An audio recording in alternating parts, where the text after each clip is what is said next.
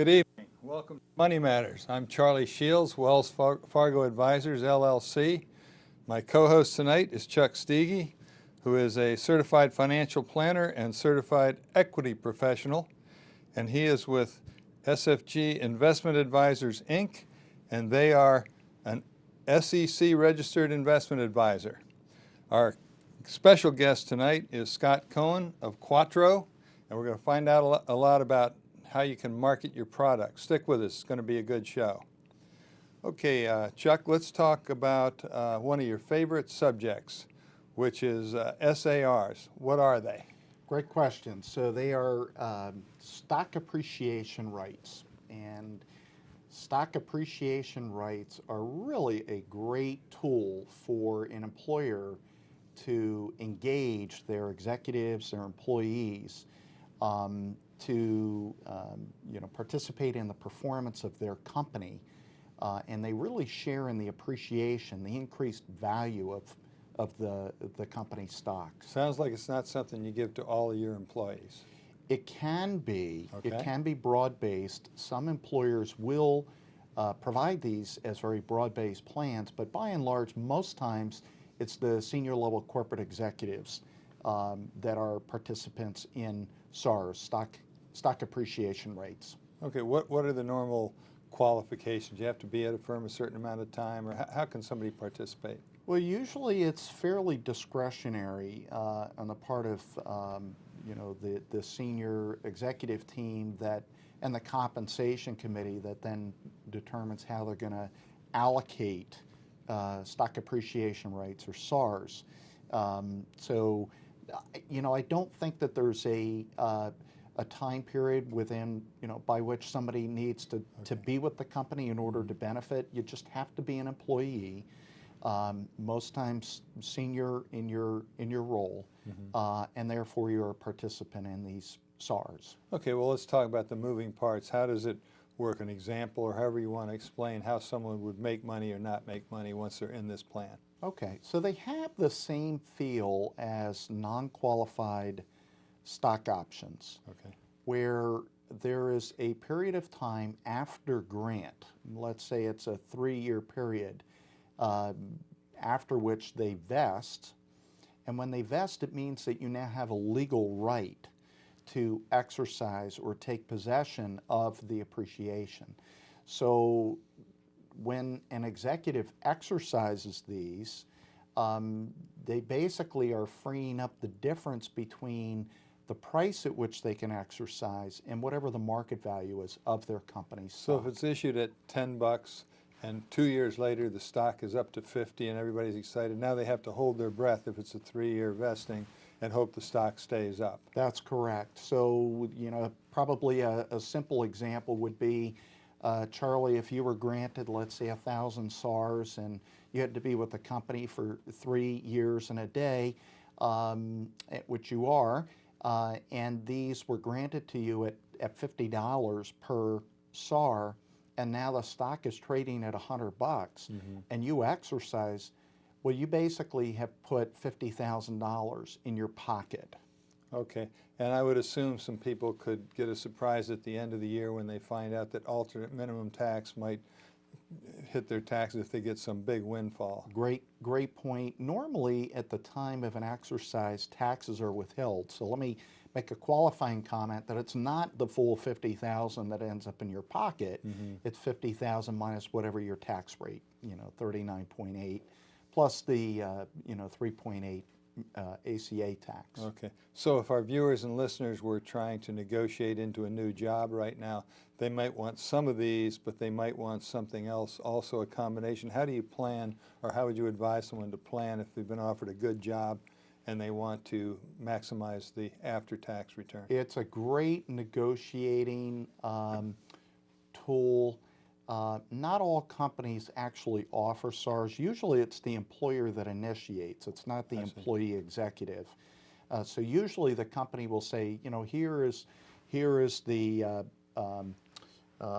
are the number of various forms of stock-based compensation that we issue. SARs might be in that mix, in that menu of stock-based comp. But we have advised executives on how to negotiate going in with a new employer, for being granted these. Sure. Is there a limit to how much money can be involved, how many options can be issued to a new employee? So usually the SARS, they are shares. They can be underlying shares at the time of exercise.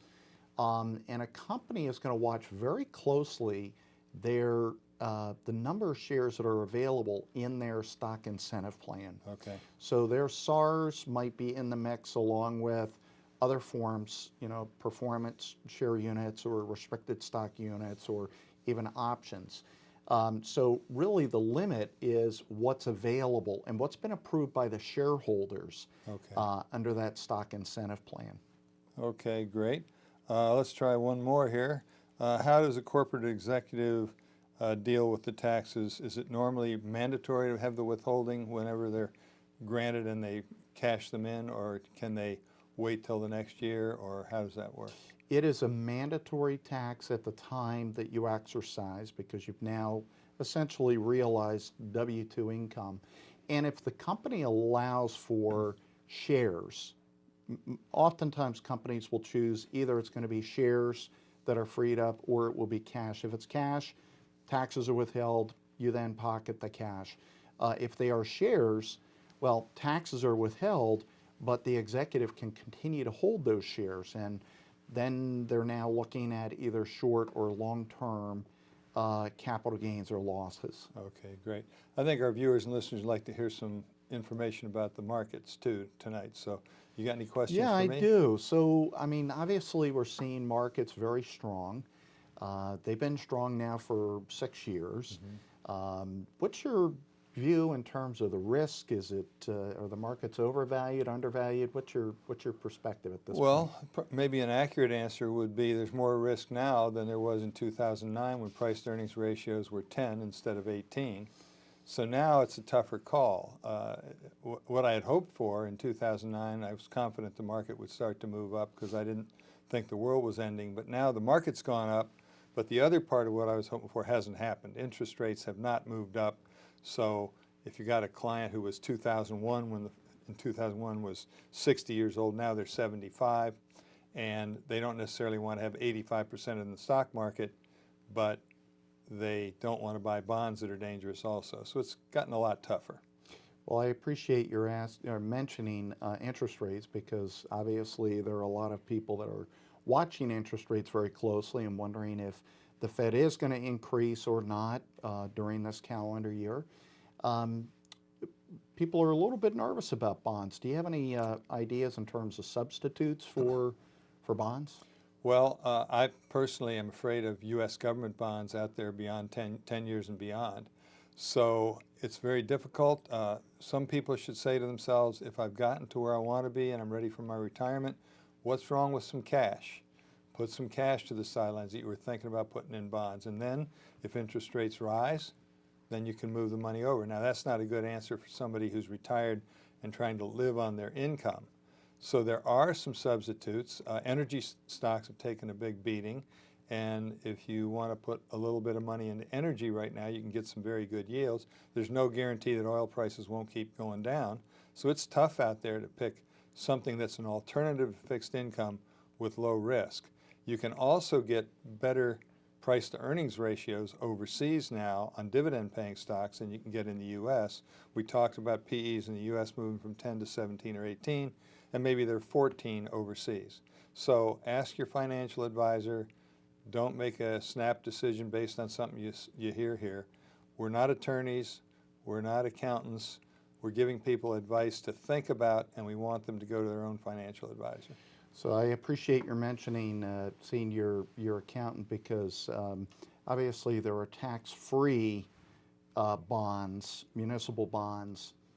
What's your perspective on those at this point? Well, let's think about how the U.S. government has been manipulating interest rates on the U.S. government bonds, and they have not targeted municipal bonds. So municipal bonds are a better bargain right now than U.S. government bonds are. So does that mean that they're risk-free? No. But if you're in a high tax bracket, you should consult with your financial advisor of buying some tax-frees. And you may not want to go out to 20 years of maturity, but even if you go out to 7 to 10 years, you can come out after taxes much better than if you buy U.S. government bonds. Excellent. So commodities. You know, there are some people talking about commodities. I know we've talked about this in previous shows. So what are your expectations? I'm starting to see little indications that inflation may start to come back a little bit. And people say, well, we're not going back to the Jimmy Carter days, you know, and I don't think so either. But when expectations are set that inflation's not coming back, and if it does start to rear its ugly head, that can give you a hiccup in the stock market. And so, you know, some clients that ask me about commodities, I say maybe you want to put 3 to 5% as an insurance policy. Hope you never make a nickel on that investment, because if that one's going up, some of your other investments are going down. I think we ought to get a viewer question in. Do you have one for me? I do, absolutely. So Ronald Cooper had, from Ardmore, had submitted a question. Where do you see growth in business today? Charlie, you want to take a stab at that? Well, healthcare. You know, there's a lot of question marks of what's going on in the healthcare business, but whatever happens with the question marks about Obamacare, we're getting older, and there's going to be a tremendous need for healthcare, so that's one area I'd be looking at. We're going to find out later from our special guest tonight whether the marketing area is something that would be exciting, but I think technology, perhaps marketing. I would really try to talk, like I did with my grandchildren, talk them out of majoring in photography right now. I think you have to be aware of where is the growth. You can look in the stock market at the different segments and see what's going up, and that's probably a clue of where you should be looking for a job. Now, if you have a question, please send it in. We're going to give you a quick tutorial on how to send your questions in. Please go to our website, money-matterstv.com. On our homepage, click on the banner on the right that says, Send us your questions. While you're on our website, you can find information about our host and guests, as well as show notes and links about this show and past shows. Money Matters is also available as a podcast on iTunes and Stitcher, so you can listen to Money Matters while you're on the go. That website address, again, is money, M-O-N-E-Y, -matters, M-A-T-T-E-R-S, TV.com. And now our special guest, Scott Cohen. Scott, thanks for being here. Gentlemen, I'm glad to be here. Thank Good. you for having me. I know you did the show back in 2006 when you were QUATTRO Direct, and a lot of good things have happened since that time. So bring us up to date on what do you do now and how's your company doing? Absolutely. My name is Scott Cohen. I'm Managing Director and Partner at QUATTRO. QUATTRO over the last 10 years has become one of the fastest growing advertising agencies in the Philadelphia marketplace. We're based on the main line in Berwyn, PA, and we work with some of the largest corporations in the Philadelphia region. Some companies you may have heard of, like Comcast for one, Ditech Mortgage, and some other leading players in both the financial services, communications, and healthcare industries. Thank you. So Scott, there's been a lot of change in terms of the advertising business. Your company has changed a little bit. I think you've mentioned change of channels. Do you want to talk about that a little bit, and what is QUATTRO doing to keep pace? That's an excellent question. And QUATTRO started back in 2004 as QUATTRO Direct. We were in the advertising and marketing world, traditional direct marketing agency, meaning a large percentage of our billings came in through direct mail. Mm-hmm. And we still do a lot of direct mail today. It accounts for a lot of our revenue, and we do a good job at it. How we've evolved over the years is changing with the times. We still do mail, but a large portion of our billings today is digital marketing. Anything that has to do with online marketing in the digital arena, whether that's search strategies, creative development, anything that would account for any kind of accountable marketing that takes place online. I would think our viewers and listeners would be interested in drilling down a little bit on this stuff they get in the mail, the direct marketing. What do you need to achieve a success in that area? Can you kind of explore that a little bit? If you're going after some high net worth type of investment, or if you're going after something small, what kind of numbers do you need to achieve success? Well, getting back to the direct mail side of the business, Yeah. which Charlie, you're speaking to, success is different for every client. Okay, Yeah. I know you're looking for a metric. You're trying to get me to say you need a 1% response rate to achieve your desired KPI or metric that you're trying to reach. Well, if you're getting $100,000 from one success and you're getting $10 from another, I would think 1% would be nice for the larger amount, and some other number would be better for the smaller fish, you know. That's true. Yeah. That's absolutely true. And you have to think about this in a lot of different ways. Is your program a business to business or business to consumer type of a program? Are you marketing to your existing customer base, or are you marketing to prospects? Obviously, as you know from your businesses, if you already have a relationship with a customer, it's going to be a lot easier to get them to spend more money with you and to buy your product, or to upgrade them, or to cross-sell them a different product or service. Think about the relationship that you might have with Comcast or Verizon or whoever your home communications provider is.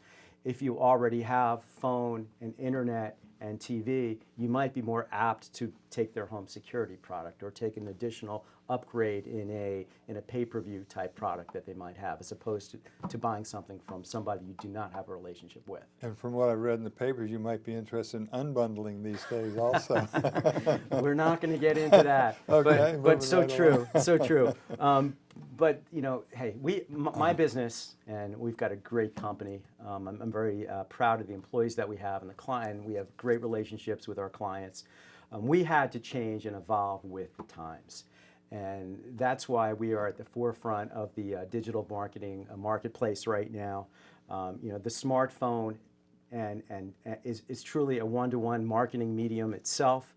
49% of Americans right now have a smartphone, and that's expected to rise to almost 70% by 2017. Those are remarkable numbers. It is. And when you think about it, what's the first thing that you do when you get up in the morning? You'll look at your phone. You look and see what email messages and texts might have come in. Well, who's posted on Facebook? Who sent you a tweet the night before? It's the first thing that most Americans look at. And you know, hey, I'm old. You know, think about the. You know, my kids are part of the. My kids are millennials, right? And their whole world is based upon the online experience. They do not know what the world was like before having a smartphone and before having an internet. So you mentioned experience, and when we talk about marketing, that's obviously a broad brush. There's certainly disciplines within marketing. You know, quantitative and qualitative market research is done. So if, let's say I'm a business owner and I'm looking to try to get a start, how would I go about it? How would you go about an advertising strategy? Exactly. Well, if I was a business owner, I would embrace technology and what technologies are available today, and really focus on the best way to reach out to your customer base and have them speak to you.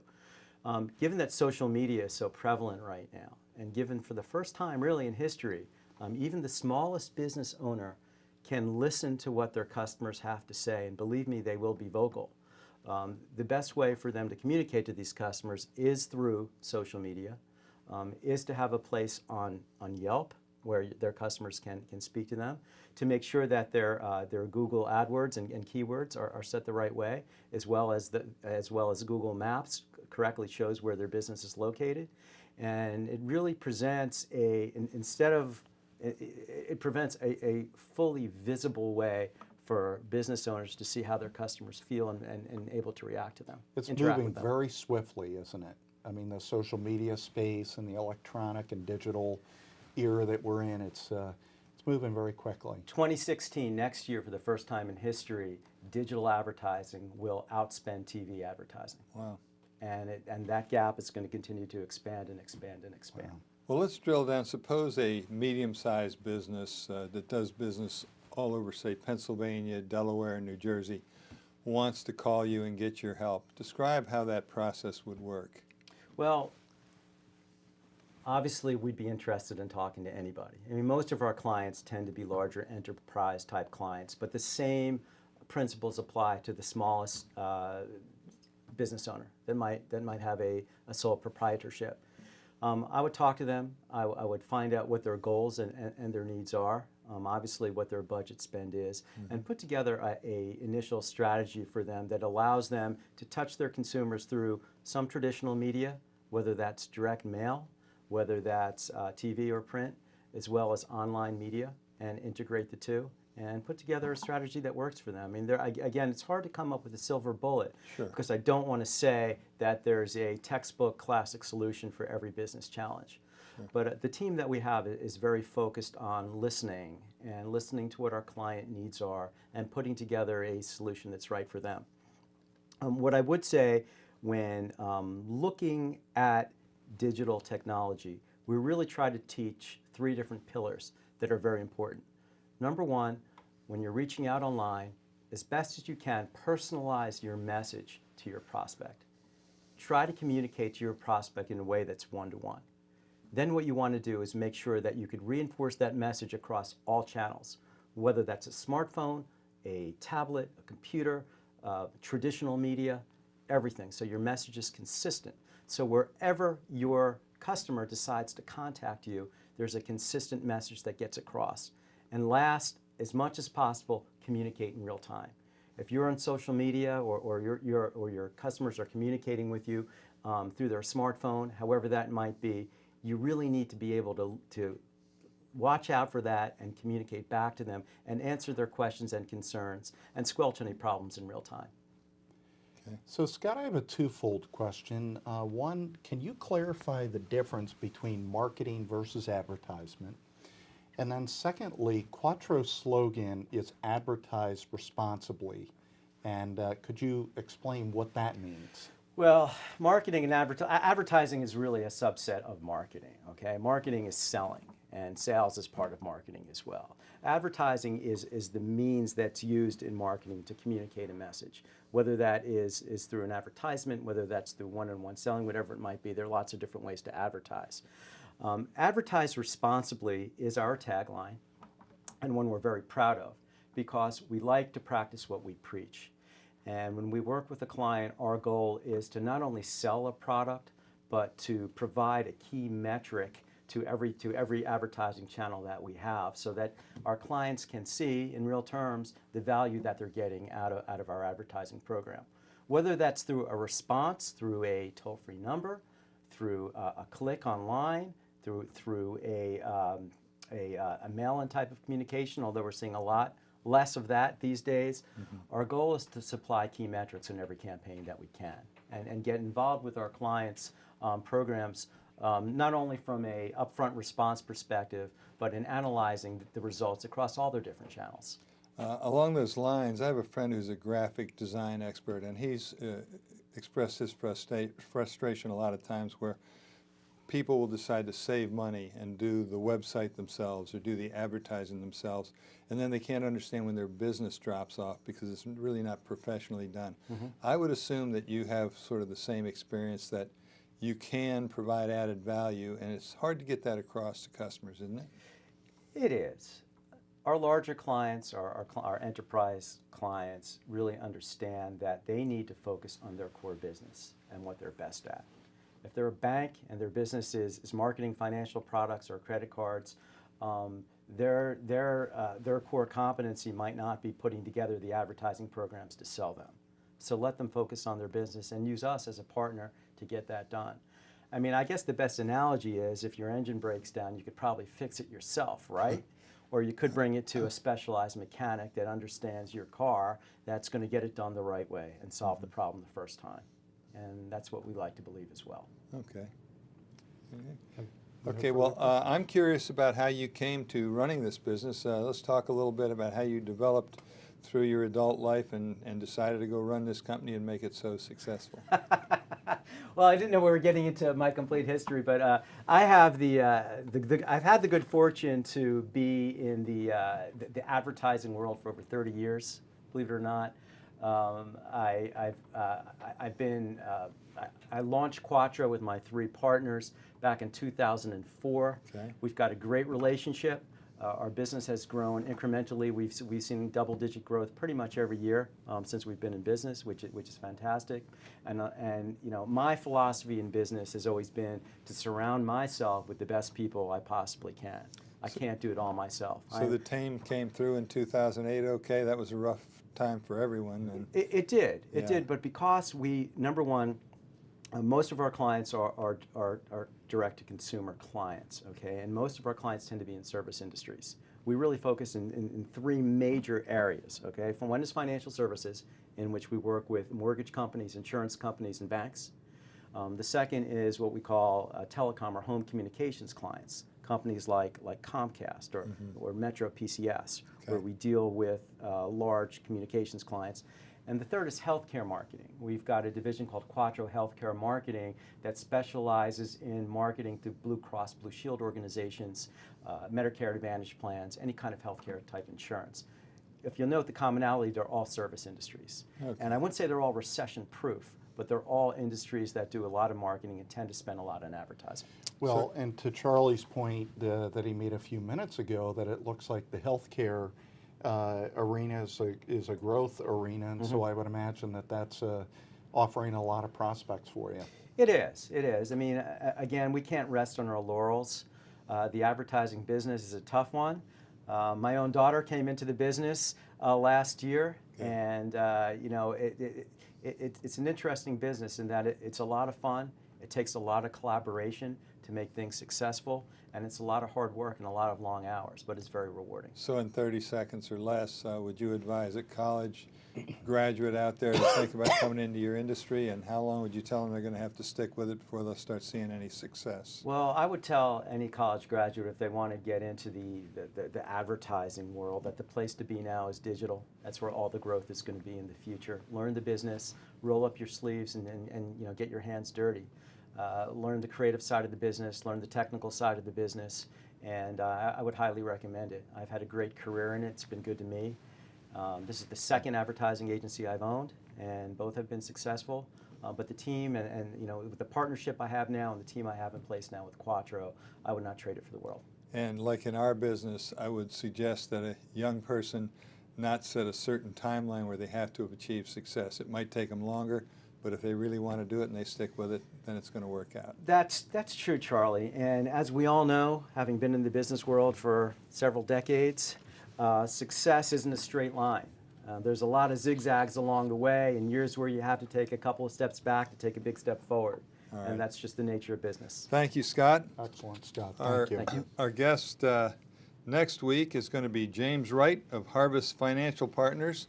So we'll try to get you some more information about your money and how much it matters to us. Tune in next week for Money Matters.